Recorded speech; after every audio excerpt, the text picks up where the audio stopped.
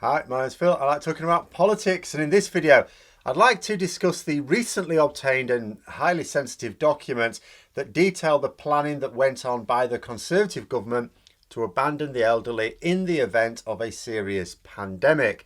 I'll be going over the headline angle as well as what the documents actually reveal. But first, if you'd like to be notified of daily news in politics, please subscribe to the channel and click the bell notification icon. So again, for those who think that the government struggled valiantly on at the start of this unexpected pandemic, I will remind people that for many of the public it was unexpected, but that the government since 2010, which means every single year of this Conservative government's rule, it has identified a global pandemic as the number one threat to the nation. It was anticipating it.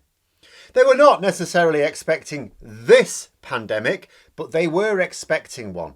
In 2016, they carried out Operation Cygnus in order to assess our preparation for an influenza-based pandemic. And sure, flu, very different to coronavirus, something we need more people to understand, quite frankly. But there are some basics of dealing with any pandemic like this that have been well established and are effective no matter what type we have. Now, despite the government officially recognising a pandemic as the number one threat to the nation, and despite running an exercise to produce recommendations in 2016, which published in 2017, we did not actually implement very many, if any, of the recommendations. This is the same reason why the Conservatives in power never apply any recommendations for anything, because they never spend a penny more on the national interest than they have to. As far as they are concerned, the control of the economy works like this: raise as little in taxes as possible in order to claim that they are the most efficient with the nation's finances, and well-off people can keep more of their earnings. Where they do raise taxes, they tend to raise taxes amongst those who are poorest. Second, spend as little on public services as possible in order to give as much as possible to Tory donors in a massive grift. People donate to the Tory party, which helps the Tories collect a huge campaign fund to win power. They then pay back those donors with interest in the form of lucrative contracts at the public's expense. Literally a license to print money. How this works in healthcare is that the government only spend what's needed for the resources to cope for the average demand. But what that means is that when the demand is above average, in winter for example, they collapse. But that's just for a few months, which is apparently politically affordable for the Conservatives. But when it comes to the super demand imposed by a pandemic, we can't even pretend to cope.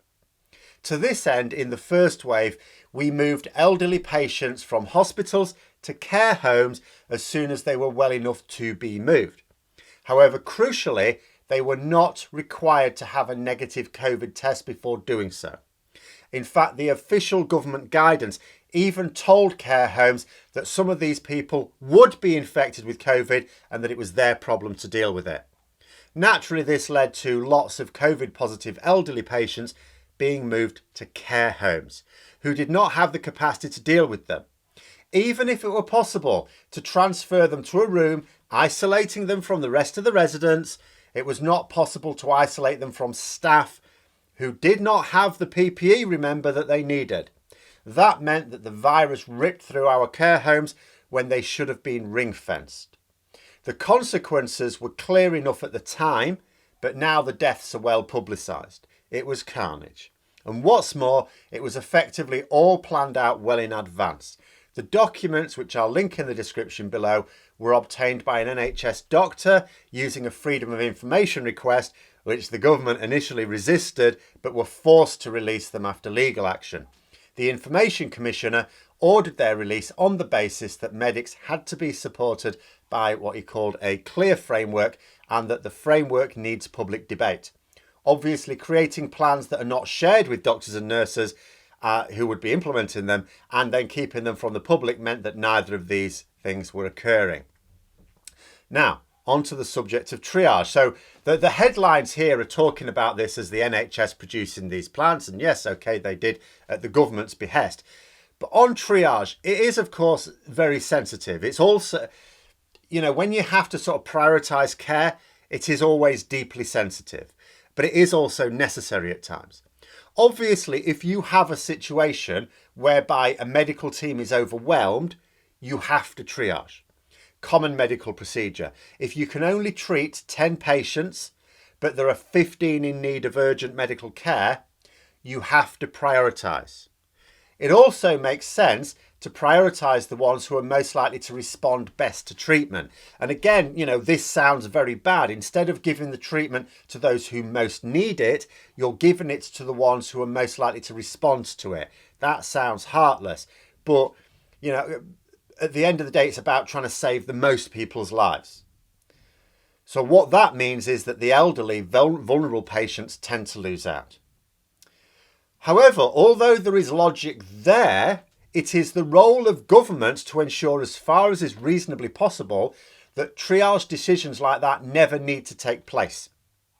Remember, this triage only occurs when the demand outstrips the supply. So you make sure that the supply is there for any reasonably anticipated demand. As I said earlier, our NHS is not even funded to have the capacity to cope with normal winter pressures. It is deliberately denied the capacity to cope with predictable seasonal demand because it is not politically costly enough for the government that people are denied proper treatment for a few months of the year. This is a political decision. The money that would fund adequate capacity is not being spent on other worthy things. It is being spent on repaying Tory donors with our tax money. It is being spent on not even allowing very wealthy people and corporations to pay tax in the first place. It is a political decision, not an economic decision, not a clinical decision. Making the decision to have adequate capacity would not cost a single extra penny to people, even on 3 times the median average income. It would just mean less money to the Tory scroungers.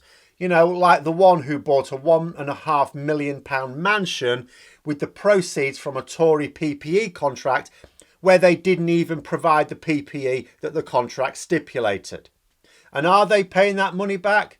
Behave yourself. And we could even afford extra capacity for events like pandemics. Indeed, we should.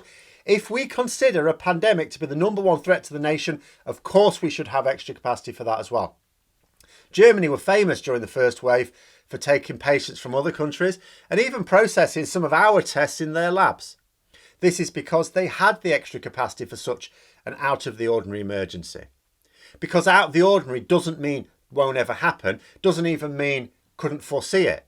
It just means doesn't happen all the time. But it will happen from time to time. When the government knows that our number one threat is from a pandemic, it is an outrageous dereliction of duty to fail to build in the resources to cope with what would be expected. We could afford it. Our government chose not to do that because it reduces the amount of money they have to pay back their donors, which reduces the amount they may expect to receive in donations, which reduces their chance of stealing elections. And because that's what it is when you do it with misappropriated money. So instead, they chose to accept that we would be overwhelmed and told Public Health England to draw up a list, Mikado style, to abandon whole sections of our population, rather than pay to give them a decent chance. And even if we had a decent emergency capacity, yes, of course, there could still be a chance that at some point we'd be overwhelmed. And yes, that might still need a triage system at some point.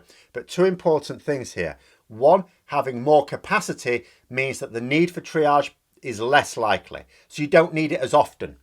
And secondly, even when you do need it, it would mean fewer people being denied treatment.